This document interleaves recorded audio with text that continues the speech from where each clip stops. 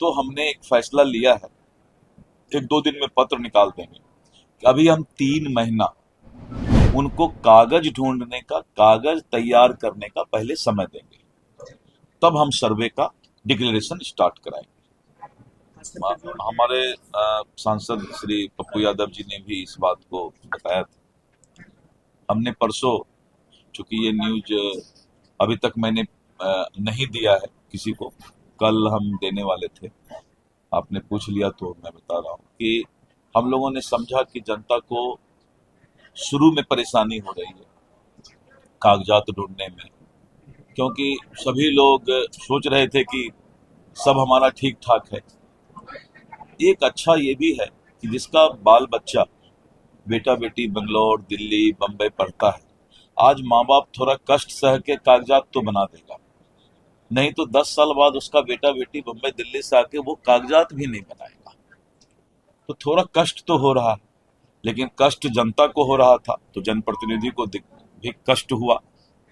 तो हमने एक फैसला लिया है, एक दो दिन में पत्र निकाल देंगे कि अभी हम 3 महीना उनको कागज ढूंढने का, कागज तैयार करने का पहले समय देंगे, तब हम सर्वे का डिक्लेरेशन स्टार्ट कराएंगे।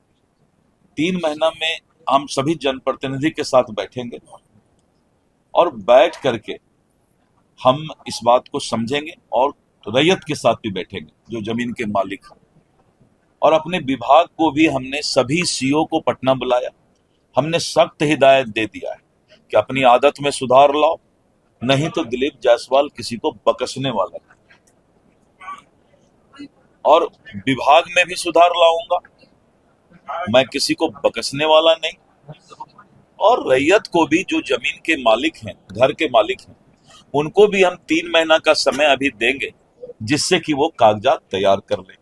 कैथी लिपि को लेकर, कैथी लिपि के लिए मैंने कहा कि कैथी लिपि का भी ट्रेनिंग बनारस और सारे लोगों से, क्योंकि एक आदमी उर्दू नहीं जानता है, कैथी नहीं जानता है, तो कल जो कैथी जानने वाला है दूसरे पार्टी से 50,000 रुपया लेकर के गलत पढ़ दे तो एक आदमी के साथ तो अन्याय हो जाएगा। तो वो भी एक समस्या था। तो हमने अपने अभी हमारा जो है करीब करीब 100 से ज्यादा अधिकारी इसका विशेष ट्रेनिंग कैथी लिपि का ले रहे हैं, और रैयत से कोई गलत नहीं बता दे, इसलिए ओ या हरसई दुर्गई कैथी में कैसा होता है उसको हम डिस्प्ले करेंगे, जिससे कि वो मिला भी ले कि ये आदमी सही कैथी बोल रहा है। तो प्रत्येक सीओ ऑफिस में हम मुखिया को, सरपंच को, सब जगह वो एक भेजेंगे कैथी लिपि का हिंदी में और कैथी क्या होता है। तो ये सारा चीज करने में समय लगता है। तो ठीक इनका भी आया था ये विचार, मैं देखा इनका जब भी कुछ आता है तो सिंहेश्वर स्थान के लिए बोले, मैंने तुरंत ये किया, राजकीय उसको ये करना था। इनका आया तो ये जनता से चूंकि जुड़े हुए हैं तो हमें लगा, बहुत जगह और भी बहुत जगह से खबर आया, तो अभी हम 3 महीना के लिए जनता को समय दे रहे हैं। सर्वे होगा, सर्वे इसलिए होगा कि जमीन का एक बार अगर भविष्य तय हो जाएगा तो थाना में 60% विवाद रुक जाएगा। सिविल कोर्ट में दादा केस करता है सिविल सूट तो पोता को जजमेंट मिलता है, और बेचारा जमीन का मालिक जो है न्याय पाते पाते ऊपर चला जाता है। बंगाल ऐसी जगह में जहां कम्युनिस्ट का शासन जिस वक्त था 10 साल पहले, सर्वे हो गया और बंगाल में सारा चीज डिजिटल है, उड़ीसा में सारा चीज डिजिटल है, मध्य प्रदेश में डिजिटल है, सब जगह डिजिटल है।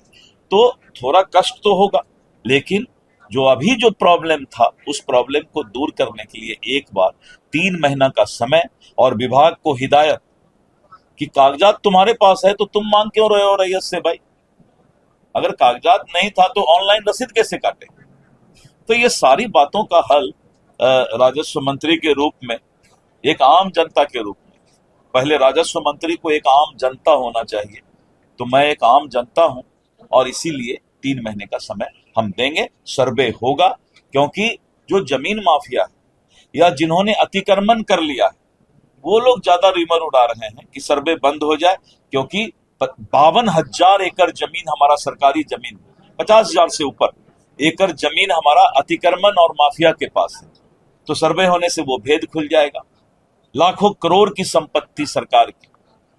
इसलिए हमने ये कहा है कि सर्वे अगर डीएम का ऑफिस है तो डीएम को भी कराना पड़ेगा, एसपी का ऑफिस है तो एसपी को भी। सभी लोगों को अब जो सरकारी अस्पताल से लेके, सरकारी जमीन से लेके, सरकारी ऑफिस, सरकारी निवास, अब सबका दाखिल खारिज होगा।